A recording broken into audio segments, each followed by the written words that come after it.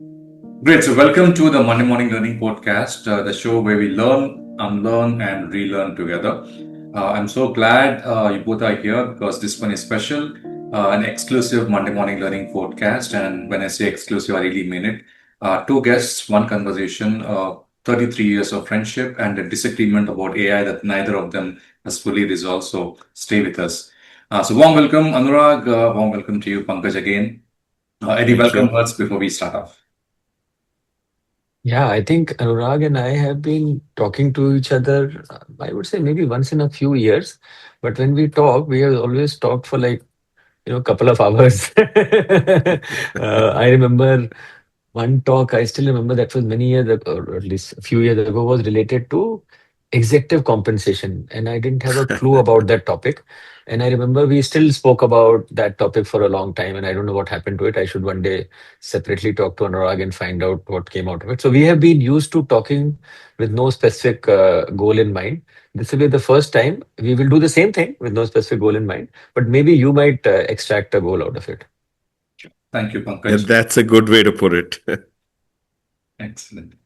Great. So we'll start off with the first theme. I think there are six or seven themes. So let's start off with where you guys have actually started off, 1993 in Delhi. So both of you were at Feedback Ventures in 1993. Same first job, same office, possibly the same tea breaks.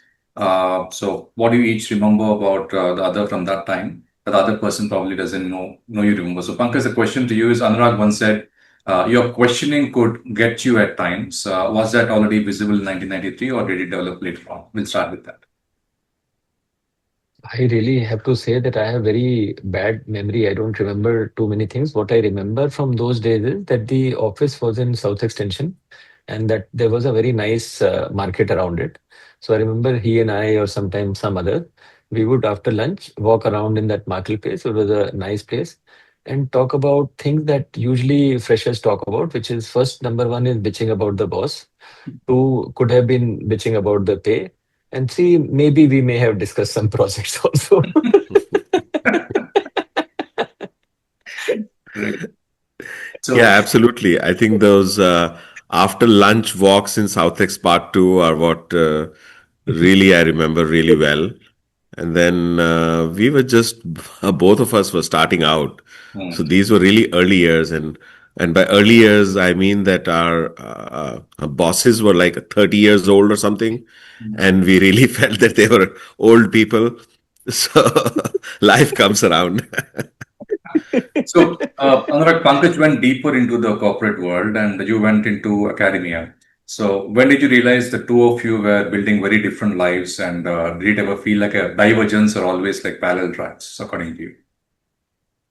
Actually, it never felt like a divergence or anything to me. I think, as he had said earlier, we've been in touch on and off, but regularly, like all along. And we've been in touch with each other at random, which is, I think, an excellent way. So, Khabibi, whenever either one of us has a feeling to speak to the other guy, we call. Sometimes, as he said, it can be a year or two, sometimes less, but it doesn't really matter. Hmm. Uh, I think slowly one veers into different areas, but they're not so different. So, as an example, when it comes to Pankaj, he's been in the industry all his life, but I can say he's a deep thinker, which is what we sort of hope that academics would be. So in that sense, I don't think he's as different. And in my case as well, I've been really involved with the industry all along. So I don't think I have been as a different or only in academia or he's only been in the industry. So it's been this overlap of thought process all along, I think. Great, great. We are warming up. So, 33 years of friendship across Delhi, Singapore, Bangalore, and Cleveland. What's the thing about the other person that has not changed at all in all 3 decades? Anyone can pick it up. I can say that Mr. Gupta has been an extremely practical person forever. And I don't know, Ravi, whether you have experienced it. There are lots of people who, when they get into the corporate world or if they go to the US, for whatever reason, they become some kind of a pseudo person or pseudo, as we call it in our lingo. Hmm. And there are many of them, many examples of that. He is one person who has been extremely grounded. So the best example is that you should see him driving in the US, and then you should see him driving in Ballimaran, where he hails from. He will be as practical as any other fellow in Delhi, old Delhi, and as grounded in the US. So I think that is who he is. He's very practical, very this thing. You see what you get. There's no filter. Great. Well, in Pankaj's case, I think yeah, his energy and her curiosity and his ability to sort of be extremely pleasant and inquiring, interested, an excellent listener. I think all of those have remained all along the same, and I think that's amongst the reasons that we actually gelled a lot all along. We'll move to the next theme on the great divergence practitioner vis-a-vis scholar. But as Anurag you said, I think you've been in touch with the industry as such. So excuse me in case the lingo goes a bit different in terms of questioning. So you study risk for a living, Anurag. So was leaving the corporate world itself a risk management decision? Was leaving the corporate world a risk management decision? I mean, after my PhD at NYU, I did have opportunities to go on Wall Street, but I think I had realized by then that for me, a deeper inquiry into some areas at that time, it was actually in derivatives and risk management was what I wanted. And academia offered that, and I wanted a flexibility. Hmm. Was that a risky decision? I'm sure it was. I mean, every decision has risk. Uh, Academia is also a really unforgiving area, Hmm. at least initially for 8, 10 years. Um, so I don't know if it was a risk management decision or I don't think I view it from a risk lens at all at that time. It was more about having a little bit of realization of what I was interested in and what I wanted to do. And in hindsight, I'm glad I did that. I think in my case, for me, given my attitude, personality, interests, etc., I think academia was the right call. Sure. Sure. So, and Pankaj, Anurag spent 26 years studying how systems fail. Has it ever made you second guess a decision you were confident about? The idea of failure and all of that in my mind has evolved. So basically, in the past, you would say, "Oh, I made a mistake. I made this failure." People will ask a question, "What was your biggest regret?" And you had an answer. I think over time, and maybe it is also driven by this whole agile philosophy that I learned along the way. I started saying that, life is full of experiences. Some experience don't work out and some do. So it's constantly an iterative way of evolving and think that they don't work out, teach you something so that you can do a better job. So to me, when someone nowadays asks me a question saying, "Oh, what have you learned from your mistake?" I said, I mean, I don't know whether there was a mistake or something. There were experiences which I learned from. Then someone asked me, "What was your biggest regret in life?" I said, "None, So I think my approach to this or thought process around this has become different now than what it was when I was younger. I think that life is a series of experiences and we take the best possible course forward. Some of them work out as intended, some don't. And if they don't, then you still modify that and make it work in a different way. Sure, sure, Pankaj. Now, theme three is on AI, and I thought maybe you had a kind of a disagreement. So let's start with Pankaj. Your full stack human framework, Pankaj, says curiosity and compassion are not automatable. Okay, Anurag would actually say thought derivatives were in dangerous either. What's your answer to that? So these days, again, I use the data analytics analogy to say that we are all data lakes. We have collected experiences and data over a period of time. And all my frameworks and thought process and ideas are based on my data and my interpretation of data. So nowadays, I don't disagree with anyone on anything. I said, this is my data. This is how I look at it. You might have a different set of data, or you may have a different lens. So you are entitled to that framework that comes to you because that's yours and this is mine. So to me, I'm not now any longer looking for conformity on anything from anyone. Because I think that different people have different objective functions, different data sets, and different approaches to how they want to reach there. And therefore, again, in many situations, the term disagreement doesn't arise.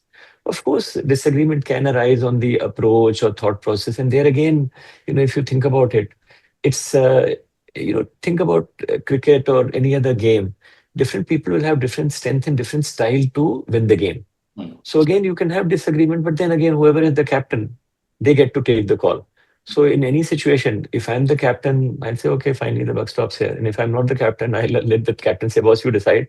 And then we'll all align and go together. So that's how I look at some of these things now. Maybe these gray hair and these experiences have made some of us more open to all kinds of ideas and not get anxious or angry with pretty much anything now. That sometimes some of the people are very unhappy with me that they said, why don't you get angry or you get anxious or you disagree or debate?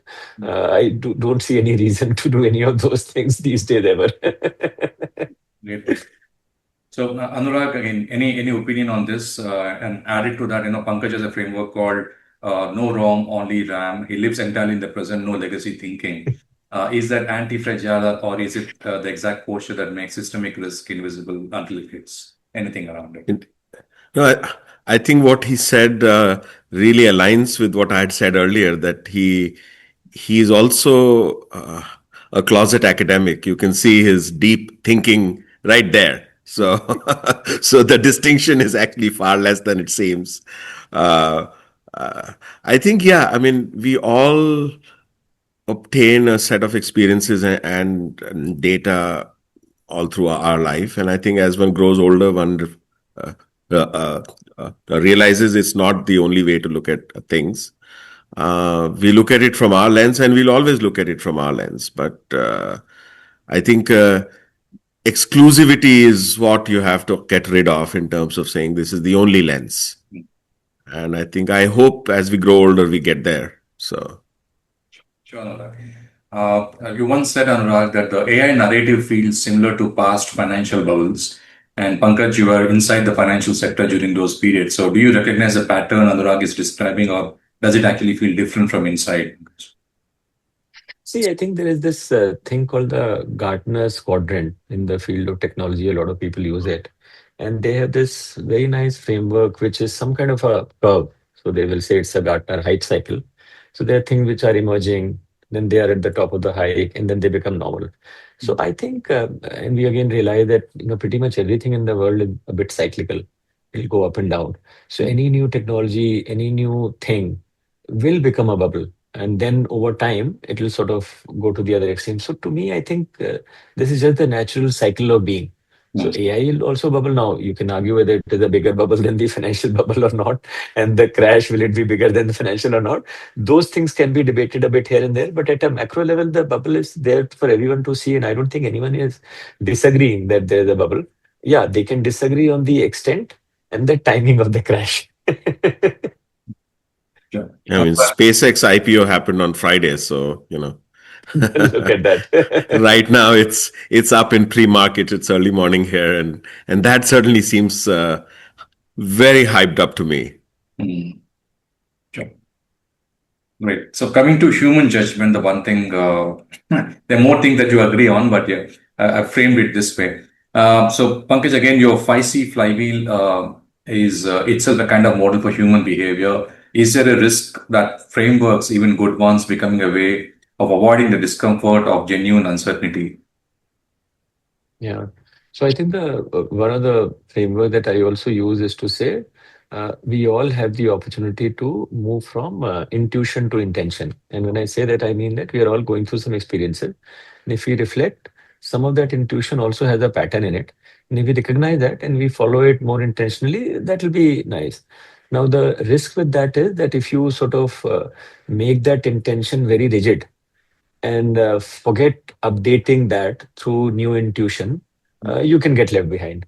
So there is a problem there that you have to, while you should maybe have a general idea of what those things mean and that fights you or whatever, but you can't be totally anal about it to say this is how it will work and that's the only way and all of that. So one should be willing to change their mind or update the model when new data or new experiences present itself. Easier said than done. So harder said than done. So that's how I look at it. Sure. And Anurag, in litigation consulting, you've seen decisions that cause harm at scale. Was a common thread a failure of judgment, a failure of data, or a failure of system design that made both look acceptable? I think in all the failures that I have analyzed or been engaged with over the years, usually it's all of the above. So sometimes it's isolated to, a heavy component is only about judgment or about decisions or about systems or about data. But usually it's all of them. Uh, and, returning to your earlier aspect about AI, I think here it's the human element which has the maximum role and the maximum impact of how it fares in the future, because this is a revolutionary new technology that is in front of us. For most of us, it's new. For all of us, it's still recent. And I don't think most of us or any of us really understand where it's going to evolve in the future. And it's up to us how we deploy it. And I think all the risks or downsides that everybody speak about are almost entirely, in my opinion, related to how we deploy it in the future. And as the saying, a lot of people have said this, that it's AI is a great slave, but will be a horrible master. And it's up to us to not make it our master, which is to say that not to automate a decision making to such an extent that the human is out of the loop. So we keep speaking about human in the loop. And I think keeping the human really, really, really in the loop is key. And unfortunately, in several examples which I see around me here, in the US at least, I'm seeing the human out of the loop already in some cases, and more of higher concern is the fact that I'm seeing a desire in executives at the highest level to do things to actually make the human out of the loop in so many cases. And that's what concerns me about AI the most. Human out of the loop, and because we desire it to be out of the loop.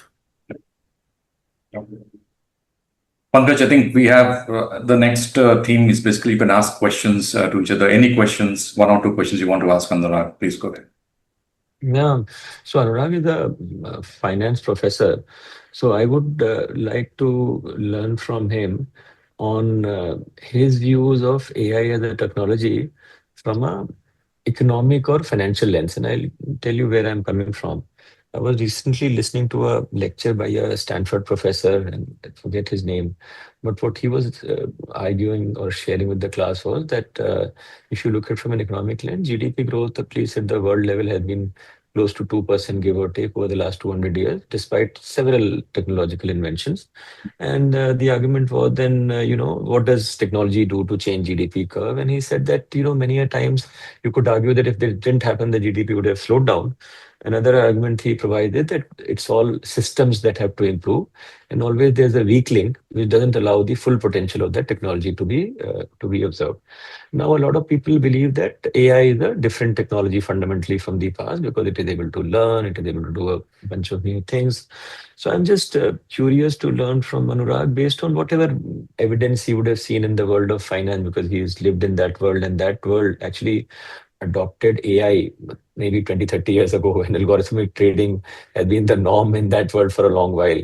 So I'm curious to know what is the observation, Anurag, that you may have had on this topic of the economic lens or the financial lens applied to this technology, and how it will either bend the curve of GDP growth, or what type of other implication that you may perceive it can have in the economy of the future. Yeah, that's a huge question. uh, First of all, I think when I look at GDP and GDP growth, I think the way GDP is measured as output, it's output of goods and services, and the service component has obviously been increasing a lot for decades.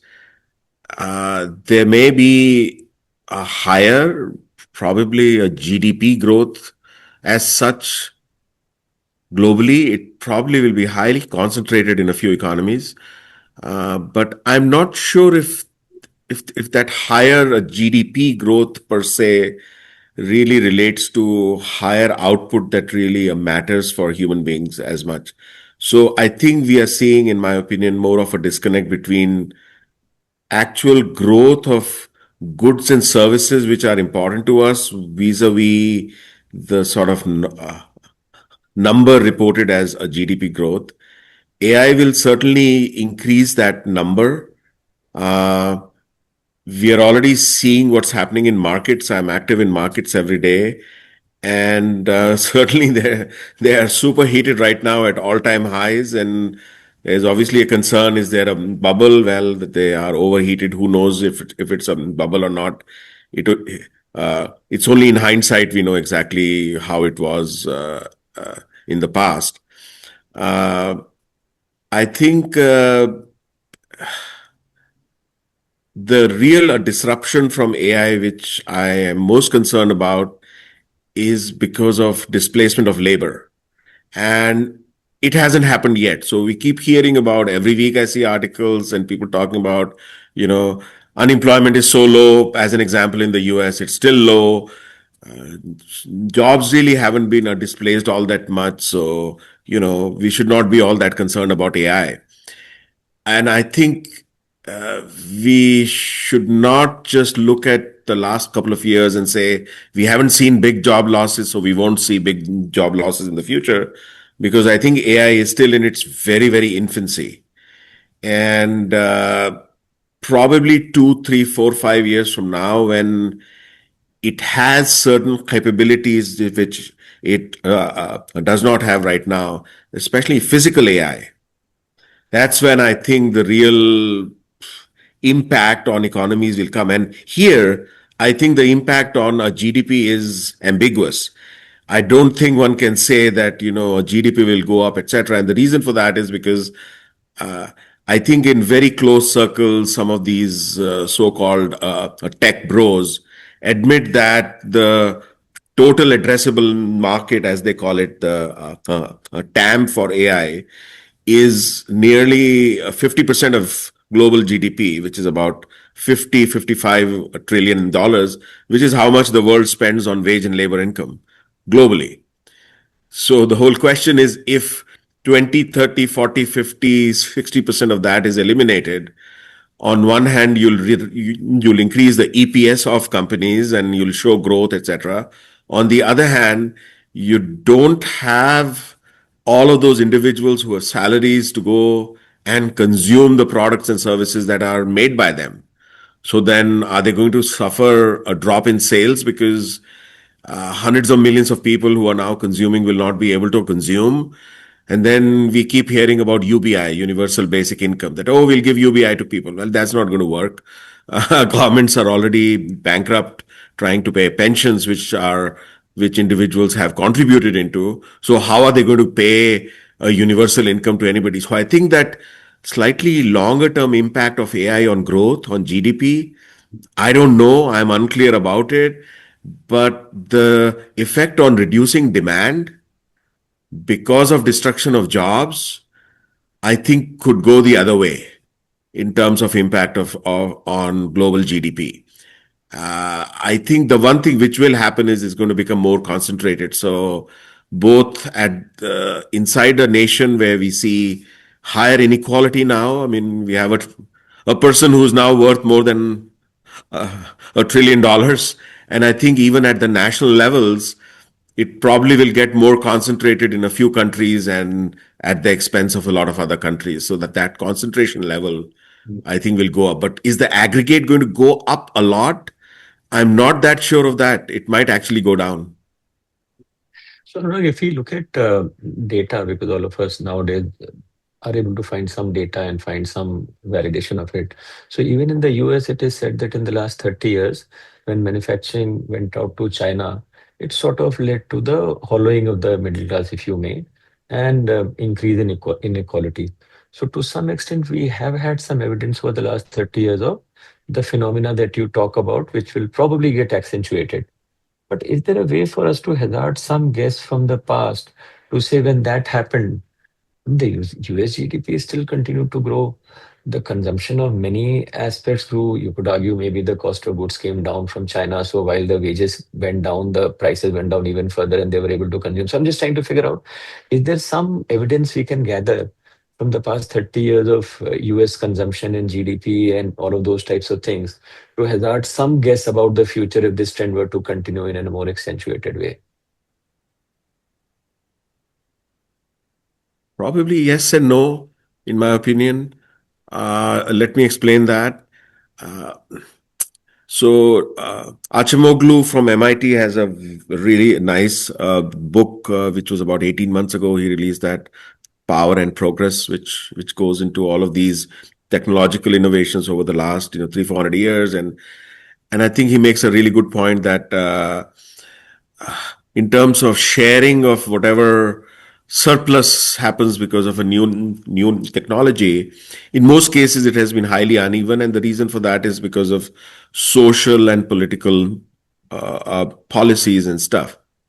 And I think in the US as well, from the 80s onwards, or even a little bit earlier, has been a lot of outsourcing and offshoring and that kind of stuff. I think the impact of inequality has been because of the social and political policies rather than technological changes per se. So internet came, all that happened, but along the way there have been very key changes in policies, and I think those key changes in policies have been a bigger driver of a change in the way that surplus is distributed, which is in a more uneven way now. And I think going forward, AI probably offers a more supercharged way of creating surpluses in a more concentrated way. And unless social and political policy radically changes, which I'm not hopeful about, I think the distribution of those surpluses from AI is going to be even more uneven. And that is what actually concerns me. And so I think it's a part of it is the technology, of course, which AI is different, I think, from anything else because it is the only technology which is capable of executing itself. In every other case, we needed a human to do something with it. Here, we are reaching a stage where in so many cases we don't need humans to do anything with it. It'll do it on its own. But I think it's our own systems and policies and our own decisions and our own choices. And I come back to the human element of it, which is I think it's up to us as to how we handle things in the future, both in terms of use of AI for in areas where it is helpful and really trying to avoid it where it could be harmful, and B, how whatever growth happens from AI is distributed in a somewhat fair way rather than a highly uneven way. My last question on this GDP topic, then I'll stop. So, if we look at the consumption pattern in the Maslow's hierarchy, it moves from goods to services and so on and so forth. In any developed economy, as you develop, more services get consumed. But while the lower level Maslow's needs are finite, we can only have so much food, clothing, and shelter. But how much can we consume cognitively is unlimited because who would have imagined we would be consuming TikTok videos and things like that? And God knows what else we can consume. So if you think about the market at the top of the Maslow hierarchy to be almost unlimited, then isn't there opportunity for humans to continue to do tasks which are not being done now, which may not have been invented now, and continue to grow and so on and so forth? I'm sure there'll be. So I agree with you. I mean, I think on the top of the Maslow's hierarchy, it is always evolving and new things are emerging. I mean, we are reaching probably for some people or a lot of people the limits of our attention in terms of how much attention we can devote to what. So if anything new happens, we probably take our attention away from something we are doing right now and go somewhere else. but how that is monetized and how those monetary gains are distributed, who gets what out of it. I think those imbalances, I only see those imbalances becoming more and more severe by the year. US is probably a poster child for that, but it's happening globally. And I think the ability of AI has an entry barrier which is a lot higher than probably other technologies. Uh, People can be users of AI easily, but that's not where the money is. The money is actually in deployment and in development rather than only in usage, the real surplus. And there are huge hurdles to being in that space, in deploying and developing AI. So I think, I don't know, we'll No, see. no, good point, good point. And of course, like you said, attention at least is a finite commodity. We all have 24 hours only. So it's not as if it's unlimited. Let's see how it fares. Yeah. Yeah, thanks. Great. Just 2, 3 days ago, I think this new development of a geopolitical trap on countries dependent on foreign LLMs. So, U.S. Government has actually asked Claude, um, it specifically named Claude, two of the new products of Fable 5 and Mythos 5. Hmm. They've been typically asked to suspend. And there are, a lot of news articles that, now countries who are dependent on foreign LLMs should actually come up with their own LLMs as such. And India, I think, has come up with Sargam. What's your entire take on that, both Pankaj and Anurag? Yeah, I don't have a very strong point of view of any of these things because I think these things are ever evolving. And I mean, in half jest, I was telling someone that as if in the previous version of LLM, we had created something very breathtaking. So the question is that while we've had the potential to do a lot of things with these things, I don't think we have seen some transformational outcomes so far. So why are we crying over some of these things where the outcomes are still sort of out there? So let it be. I think my general thinking is that LLM or some of these foundational technologies are like the engine of a car. You have to have the entire body and a driver for the car to fly. You put the in the Maruti only you put a jet engine where you don't have the body nor the driver, it won't do anything. So I think there are many other things like using that same analogy of that economic thinker, that there are weak links in these things. There are many weak links that we have to fix. LLM is not the only thing that we have to invest in. In fact, I think that we have to invest in all those things in a more holistic manner. Even if we have a slightly, inferior LLM, but we have the other things, then the whole package can be far more impactful than a very huge LLM, but no major, external ecosystem to impact on. So I don't know. I'm not too worried about these things. And secondly, these types of things have happened many times before. The most cutting edge technology was never given by any developed world to anyone else in the past, whether it is nuclear, whether it is mineral or any of those. So I think to me, many things that are happening today are not new. Although everyone would say that AI is a new technology and this world order is a new one, of course it seems new. But to me, things are far more similar to the past than they are different from the past. And therefore, I don't get worried. Anurag, any thoughts around this? Yeah, no, as I'm growing older, I don't get worried much. So, In which is general, good because, what can happen? yeah, it's a very it's a very practical kind of a viewpoint.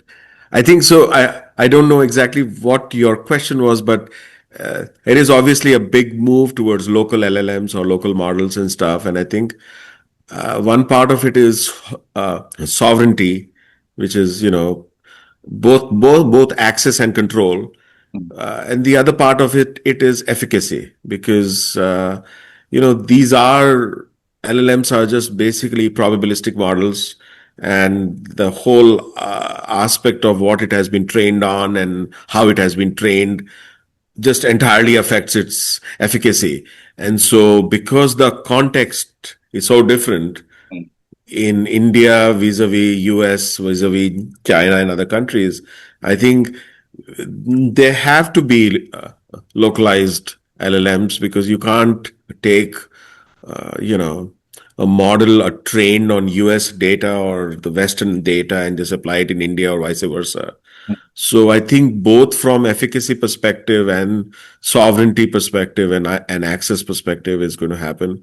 I think the hardware part of it is a little bit more concentrated, and the entry barriers are a little higher. The investment requirements are a little bit higher. So we are seeing this kind of actually crazy investment happening in hyperscale data centers now in two parts of the world, especially in the US and in China. And it is possible that hardware could become a big entry barrier as well. It probably already is in terms of being able to execute high level models. But I think we will see much more, in my opinion, of a distributed kind of a development and usage of AI as compared to what it's now. It's more concentrated right now than I think it will be in the future. I'll give you two examples, Ravi. Let's take Visa or MasterCard as two payment mechanism which have existed forever. And suddenly we have UPI, right? Same purpose, very different approach coming from a different place and far more appropriate for the context of India. Then take a global example of an automobile, which has existed in the same form for 70, 80 years. And then Tesla came along and said, we will reinvent the automobile without an IC engine, but with a battery. So I think the pace of invention and innovation can't be predicted. And in different contexts, it can be something totally different. So today, if we were to take that analogy, all these LLMs, are requiring a lot of compute, and compute is becoming the choke point, so to say. I mean, who knows, tomorrow someone will come with a different approach, maybe a new material, maybe something else, a new algorithm. I don't know. See, sometimes till the new invention has happened, we couldn't have predicted a battery-powered vehicle or a UPI.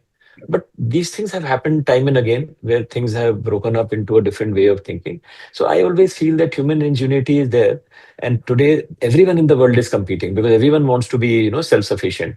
So earlier, only one or two or three people used to compete in a bipolar world. Now, in a multipolar world, there's much more competition, and a lot of frugal innovation is happening here and there. So I think this things will happen, and it'll change the trajectory of innovation. I'm saying that today, this is the mainframe era of AI, where you need data centers in Arizona.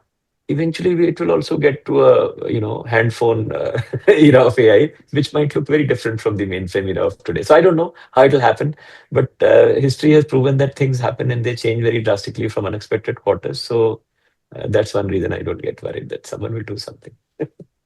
No, that's an excellent analogy, the mainframe era of AI. I love that. That's an excellent analogy. And I think amongst those innovations, we already have one innovation which we are at the doorstep of, which is actually quantum computing. So, at least it's not yet commercialized, but experimentally, it has been shown to work at scale. So I think, and it will be, I mean, all odds are in a few years, whatever it is, 2, 3, 4, 5, 6 years. And that I think would radically transform and probably alleviate the compute hurdle by orders of magnitude overnight in some sense. So, who knows how things fare. So coming to the theme of India then and now, the country they left and the country that returned. 1993, India was just opening up. You were two young IIT men at the start of something looking promising. Looking at India in 2025-26, does it feel like the country delivered on that moment promised us? So a couple of questions. First to Pankaj. You're building AI and analytics infrastructure inside one of India's largest private conglomerates. Is the India of 2026 ready for the systems you're building, or are you building for a version of India that doesn't quite exist yet? We are building what can be consumed. We are very, practical oriented people over here in this company and in my team.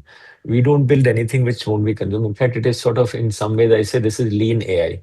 Lean meaning only what will be consumed will be built. Nothing extra will be built.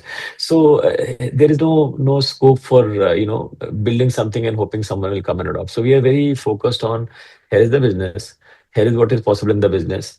This is what we'll do, and only when it can get adopted can the business change. So it's very, very practical and grounded. We aren't building anything very fancy, and we'll build at the pace at which the business can adopt. we won't build at a pace more faster than what the business can adopt. So that's how we are approaching it. So we don't see any tension or any dichotomy in saying that, oh, we'll build something and they won't come.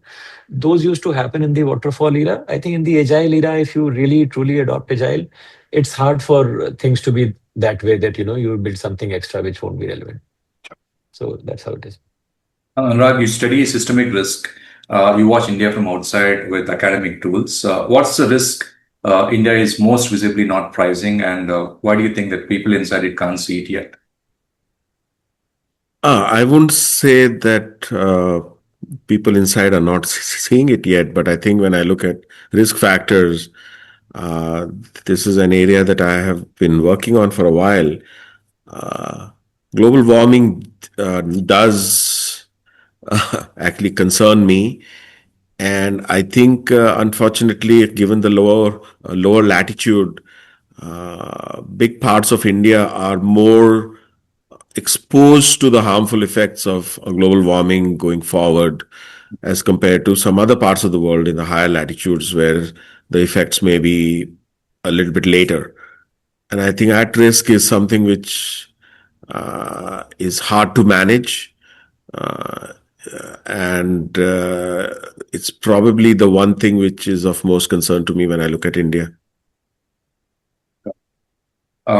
Coming to again an interesting theme on institution that actually shaped both of you, IIT, IIM, and what came after. IIT Delhi gave both of you the same starting credential, but credentials are not character. What did IIT actually teach you, and what did you have to unlearn once you left? So specifically, again, we'll start with Anurag. So you later went to NYU Stern, very different intellectual environment, practitioner heavy, New York, finance at the center. Did it actually change how you saw the Indian system you had come from, or did it confirm what you already suspected, Anurag? Boy, it was a long time ago, but uh, yeah, I mean, I think IIT was a great experience. The one thing I think out of high school, when you come to IIT, you realize, you you have you have hundreds of other people around you who have, come from a similar kind of background, who are extremely smart, extremely bright, and I think that whole opportunity to interact with with actually individuals of that kind, I think has been one of the most valuable things out of the IIT experience. And then, of course, the IIT education itself was, by and large, quite, if I can use the word, hardcore. So, it did actually instill a lot of a problem solving attitude with some skill sets. In fact, in my PhD, the hardcore quantitative skills from IIT were a lot more useful than whatever I may have learned in my MBA. So I think IIT was a great experience. IIT was a great experience. And Pankaj, you went to IMA, and I think Anurag, you went to IIM Calcutta. Both are elite institutions, but they have distinct cultures. So, Pankaj, did the institution shape the thinker, or did you reshape the institution to fit you who already were? Yeah, like Anurag, who was some kind of a gold medalist in all of the institution that he went to. I was never a gold medalist, even in school, because usually when people came to IIT, they were toppers in their school. So most people had some kind of a superiority complex, which got a bit watered down because suddenly there's everyone else from there. I never even had that because I never came first, not even in the first three, I think, ever in my school. So first of all, had a very different starting point even in IIT. Within that also, I went through it because my dad felt that was the right thing for me to do, and I just followed his advice and this thing. And I never, stood. Maybe I was in the top quartile or maybe one third of the class or something. Never in the top. So I never had the experience the stratosphere that Anurag probably lived in. So we never interacted in IIT either. I think he was in a different layer than I was. So for me, IIT was just a breeze. It was a place where I learned. I found some smart, interesting people. I didn't relate to the education at all. And the SOP writing process of statement of purpose confirmed that. When you two times write that you want to do master, then you realize that, by the way, bachelor's was also not necessarily something you want to do. So that was clear. And then the MBA was that if you don't do this, you've got to do something because there's no job otherwise. then you better take another education to have hopefully land a job. So that's how MBA happened. Even in MBA, I didn't resonate or relate to most of the people out there. Many of them had come from very different backgrounds, uh, and they could talk in abstract ways. There was marks for class participation in my college. I had no idea what to talk about. So I kept quiet and never scored any marks there. So again, there I was never a top student or anything. So breezed through and landed in feedback ventures as my first job, because frankly the other job that I had at that point in time was selling light bulbs for Wipro, and people told me that this is the lesser of the two evils. Light bulb selling will be much harder. PowerPoint writing will be slightly easier. So that's how a feedback job got chosen. So you should know how my choice sets were, and what choices I made and how. So for me, I think I didn't pay too much attention to what these institutions stood for. I did what I did, breezed through it. By the way, I didn't have too many friends in either of these institutions. In fact, in none of my educational institutions, including my school or the two colleges I went to, I had more than 3 to 5 friends who I would just hang around with, and frankly, pretty much know. Many of them I reconnected over a course of time later in various ways, and they are now I have a very big friends group in each of those institutions. But they were all cultivated much later, not during that time. So I have a very different experience of my educational institution than I would say most of my peers. I don't have too many memories of any of those education institutions either, because I wasn't paying too much attention. I don't remember most of the things. I didn't attend most of the fests. I would go home because I was a day scholar. So my relationship with these colleges was, I would say, quite indifferent. And I don't have a big, what should I say, deep attachment that many people have with their alma mater. By the way, I didn't even attend the convocation of either of these two, IIT or IIM, for various reasons. Something happened and I didn't get there. So I don't even have a photograph or whatever that people, celebrate these days, throwing caps in the air. So I have to say that these institutions didn't place such a big mark on my career, at least the way I remember it, than many people that I know, because they have such fond memory. They'll remember incidents. I have no memory, very little memory. And I'm talking to Anurag not because he was in Kamau Hostel. I have some vague memories of him from Kamau Hostel, but I have much better memories of him from feedback and the consequent Correct. this thing after that.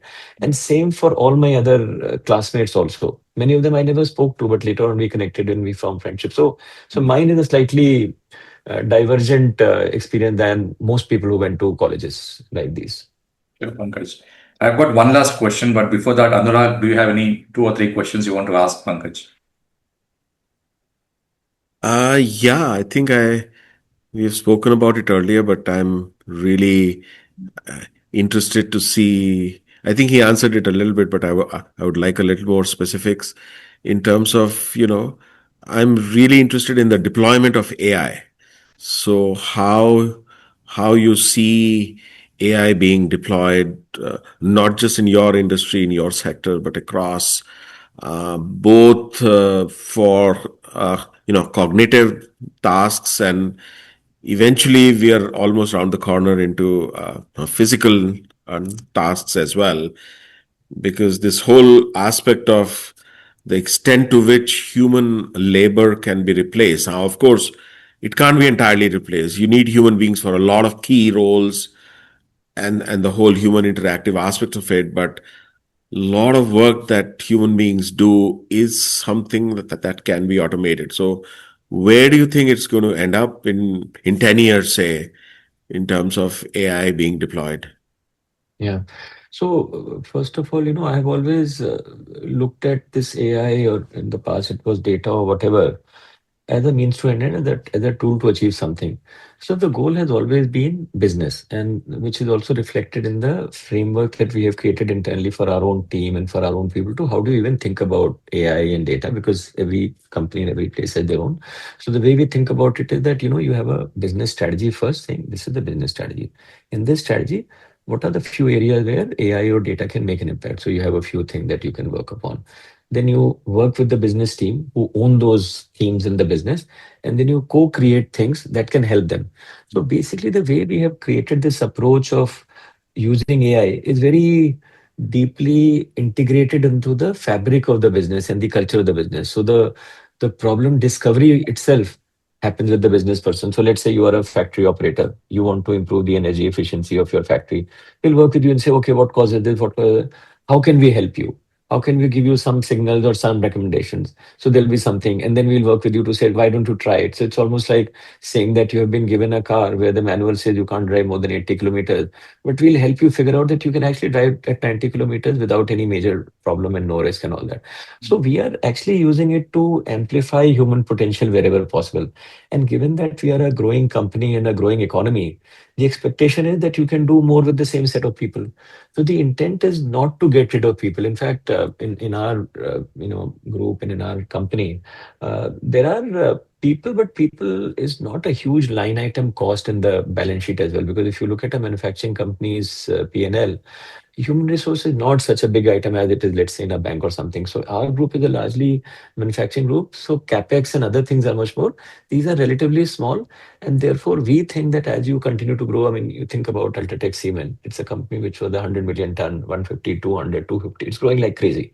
So I think there's an opportunity that you can do more with less. In fact, in future maybe we can do even some dark factories or very few people, because you can set up the new plant with very few people. Someone from here only looking at it. So we are looking at it truly as how the copybook style to say you enhance human potential, allowing them to do more creative things, more things, grow things. And this is possible, I think, in a growing company and a growing economy. I think if I was sitting right now in the US, an economy which is not growing as rapidly, and if I was working in a service industry, my challenges would have been vastly different. So actually, right now, I'm very happy that I'm in India and in a manufacturing heavy company where Hmm. the opportunities are tremendous, and the ability to use physical AI takes time. It's not as if tomorrow I can bring robots in and do things. So therefore, the possibility of getting used to it and adopting is again a long cycle time. So I think not that I chose it, but a manufacturing heavy conglomerate is, I think, an ideal place in which to apply AI, because one, you can't do it very quickly. Two, we are also in industries where we are market leaders. So it's not as if, if we didn't do it tomorrow, someone will come and eat our cake. We can do it at our own pace. We can choose to do it in the way that we want to, and we can lead the way, so forth. So I think that's how we are doing it. So there isn't, I mean, I know somewhere on the screen, some people do think about their individual job loss and all that. And now we have figured out a way to help them see that how you can be more productive and more proactive and do more versus worrying about job losses. So I think this is a good thing, and we can use it for a positive way. I don't know the answer if someone were to say, if you were sitting in Oracle or Google or Amazon where there are very human resource heavy people, and suddenly you say that Claude code can do most of the work and you don't need people. I don't see an easy answer to those problems. Thankfully, I am not sitting in those positions to take calls. Yeah, because in the service industry, which in a lot of the advanced economies, a majority of GDP is from service industries. And service industries, as you rightly said, are more vulnerable to this. I keep hearing that, we can now do more with the same number of people.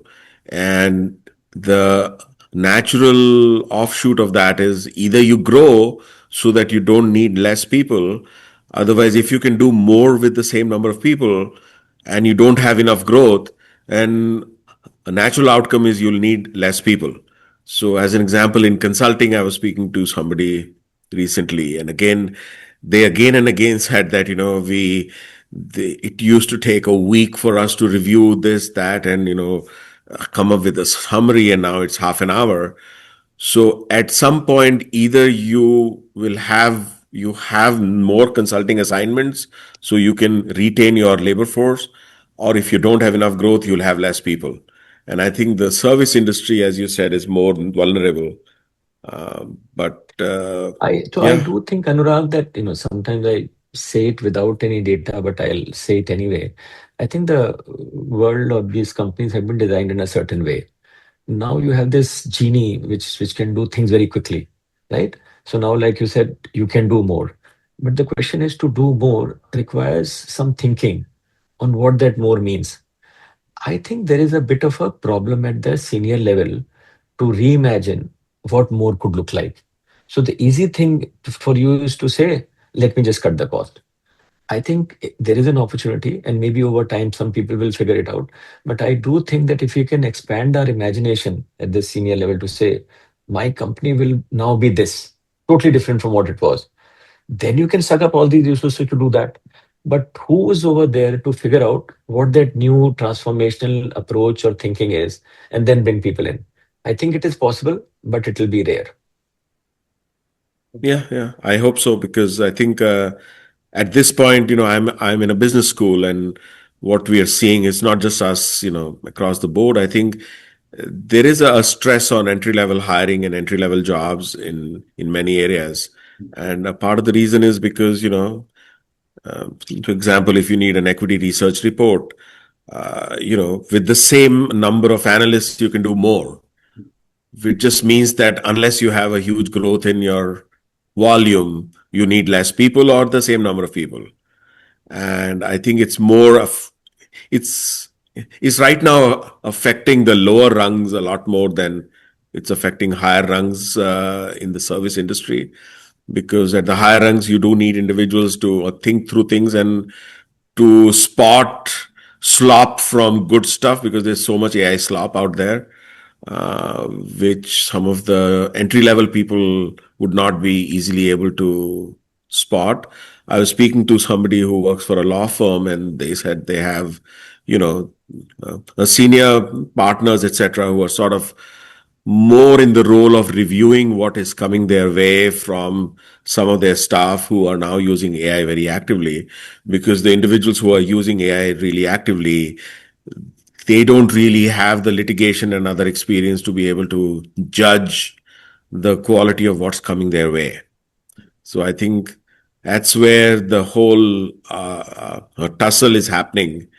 I do see a reduction in entry level hiring, though, a clear reduction in entry level hiring out of business schools and some other uh, parts of the So I have industry as a well. Yeah, so I have a slightly counterintuitive idea on that entry level hiring. So my view is that entry level has slowed down, and we see it. Now, my diagnosis over there is it has slowed down because of the lack of imagination of the middle management on how to leverage them. In their mind, the job is exactly the past one. Now it can be done faster, you remove them. I think entry level people over time will remain the bulk of hiring anywhere, because I don't think you can run a country or an economy or a company or anything without new ideas, which usually happen through the lower end people. Now, today, I think there's a bit of a uh, problem that people are not able to imagine how best to use these people. They are trying to use them in the same way as they were used in the past. I think there's an opportunity to reimagine the use of these entry level people in different ways, but that will be counterproductive for the people in the middle. So I think this problem is not there because there's something structural there. It's just there's a mindset which is saying that we don't need them, we want to preserve ourselves. Maybe you'll remove a couple of layers in between, and these entry level people will be relevant in a different way in future, is what my Yeah, guess is. I hope so. And I think there's also a difference between a mature economy like the US, Yeah, where yeah, yeah, yeah, I think yeah. growth opportunities are less. So I think Yes, yes, yes. where you have growth opportunities, those growth opportunities actually Hmm. mask the effect of what AI may be doing. And so I think that's where I think there's a big difference between India and the US. And maybe you can argue that the approach to org design and structure and incentive should be different in South Korea and Japan versus India versus Europe or wherever. Because given your demographic, you want to design your organization and the incentive system in the way to best utilize your sort of human resource in the way it is. So if you have a more elder demographic in some of these countries, maybe your incentives and design should be different.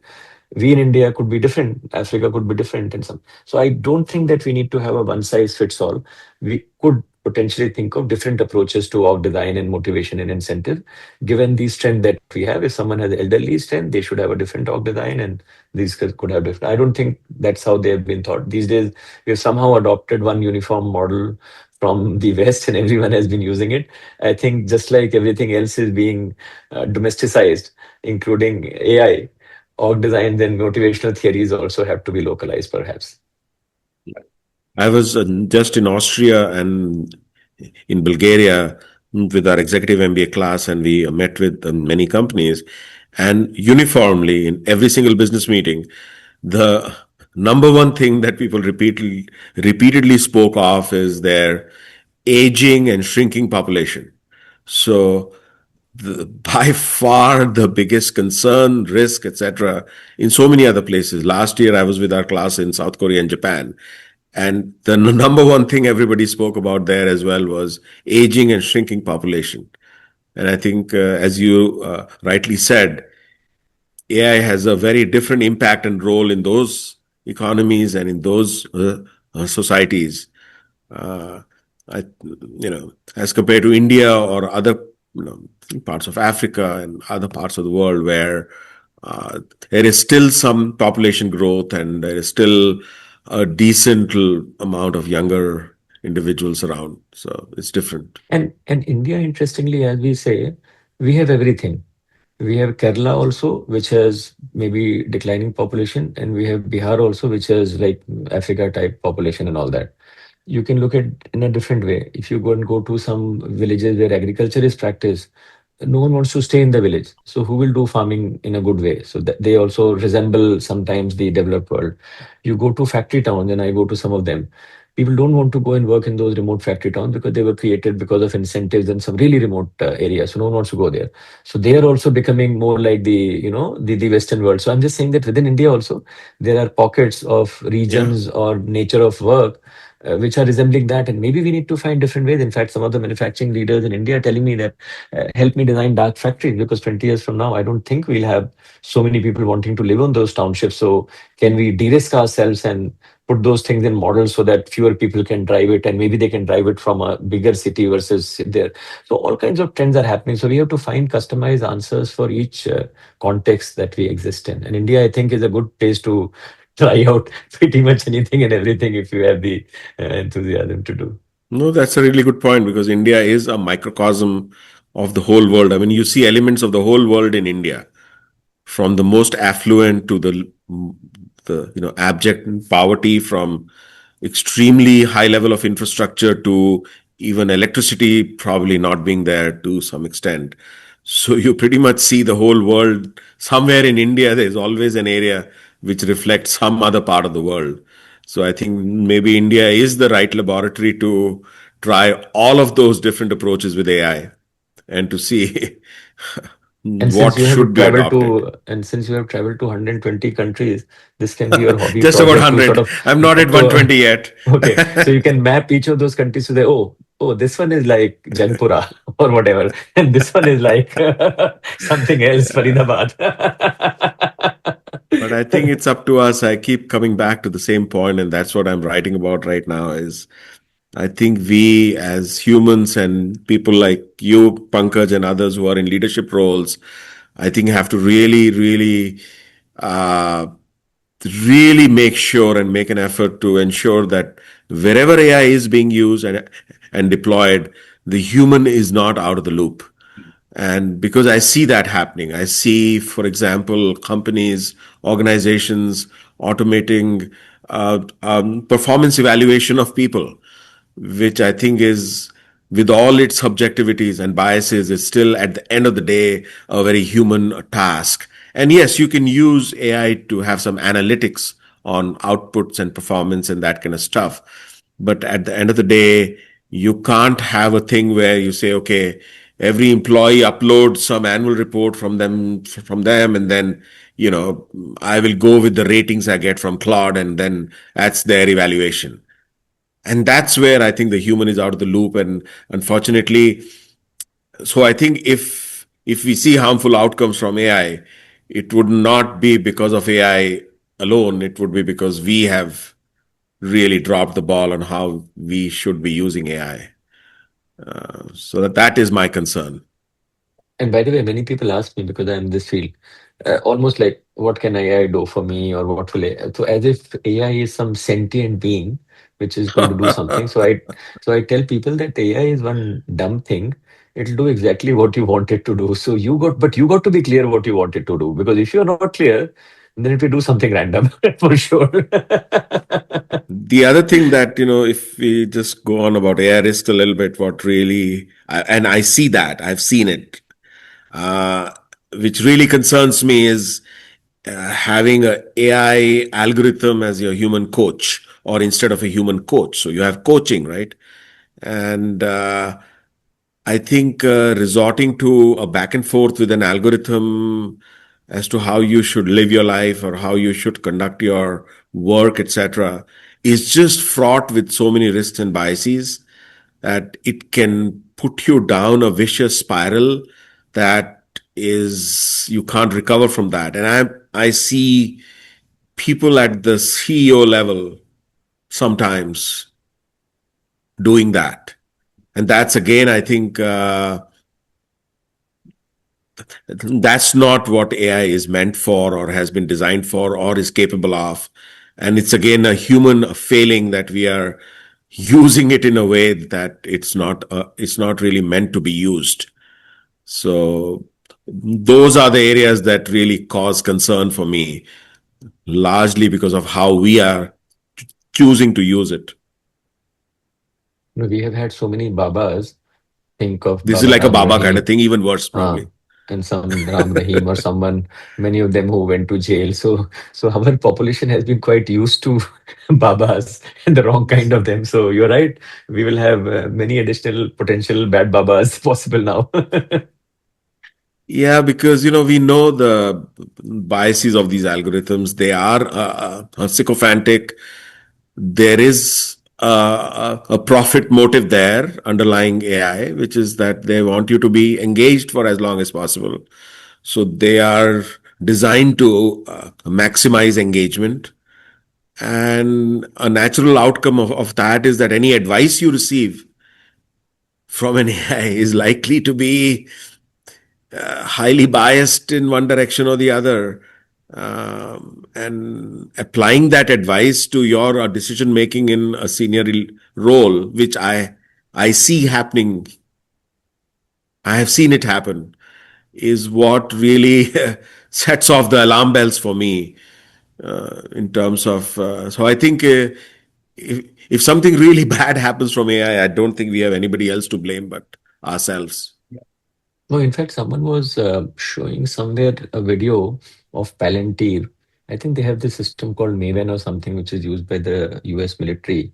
And they apparently, oh no, or somewhere, and Claude was asked this question that do you think this is a good use of you? And Claude itself was answering that I don't think this is a good use of my resources because you guys are saying that there is a human in the loop, which is looking at whatever recommendations I give. Mhm. But that fellow is under so much time pressure that he can't make the right call. And they were talking about that Iranian girls' school that was bombed. He said that's a good example to say that, yeah, there's an algorithm, there's a human who says yes or no, but still mistakes are happening because data is not updated, the recommendation can be imperfect, the person is under time pressure, and things like that. So I do think that these things are already happening. What you said, that we are surrendering judgment to that algorithm because the person who's taking a call is saying the algorithm said so, I had very limited time, so I by default said yes or something like that. And AI is not capable of judgment. So decisions have a component of actually a prediction and sometimes a judgment on top of a prediction. Most of the common decisions maybe are mostly predictive. Even how we walk, our brain is deciding how long should the step be and stuff. It's all automated going on. There's no judgment happening, but then in a lot of cases you have judgment. And I think AI can and should be used for a prediction, but AI should not ever be used for anything that involves a judgment. So, should a stage 4 cancer a patient receive aggressive chemo, or should be allowed to live their remaining life with some reasonable quality? At some point it becomes purely a judgment issue and not a predictive issue. And I think those are areas where we just that has to remain our, as human beings, our domain. And so anything that involves any element of judgment should not be outsourced to an AI algorithm, but unfortunately it is being done. Great points, Anurag, Pankaj. I think if I leave you both, I think this conversation will go on for 2 3 years. I can imagine the conversations you have after every 2 years.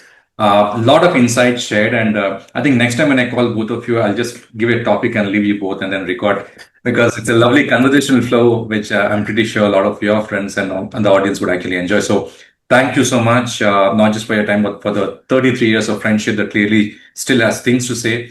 So everyone, will be releasing this episode, I think mostly in another 2 weeks' time. Learn, unlearn, and relearn. So we'll see you again next week. Thanks so much, Anurag and Pankaj, for your time. And I'm pretty sure I'm going to catch you both again with another topic. Anything else you have to say before we go? No, that's all. Thank you, Ravi. No, thank you, Ravi, and thanks, Pankaj. Always good to chat with you. Sure.